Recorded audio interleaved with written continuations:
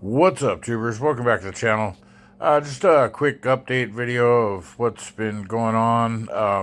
I had posted a picture of all the modeling stuff all boxed up, and somebody chimed in immediately, I hope you're still going to build, and I realized I didn't really say anything.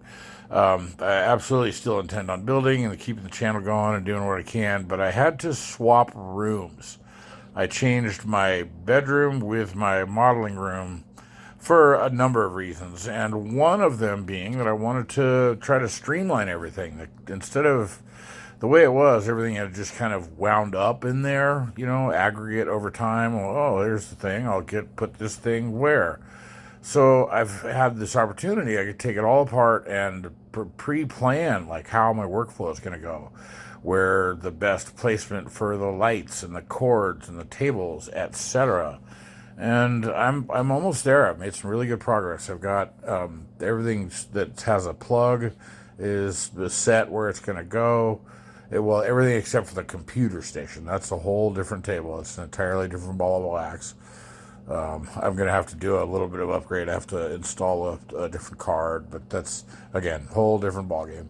This modeling studio, I have a few shelves to put up, and then I can start unpacking all the stuff that's in boxes and figure out what I'll need near me and what doesn't have to be in the workspace to taking up room, which was a lot of what was going on. I had surrounded myself with too much gear, too much crap. There's no reason for me to have so many paints and so many supplies right there when I really only use a handful of them.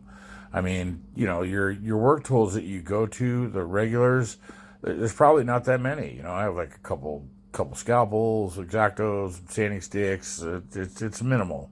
But anyways, this quick update has turned into a couple minutes. I just wanted to give you a heads up. I'm still here, still planning on building, just creating a better space to do it, kind of streamlining.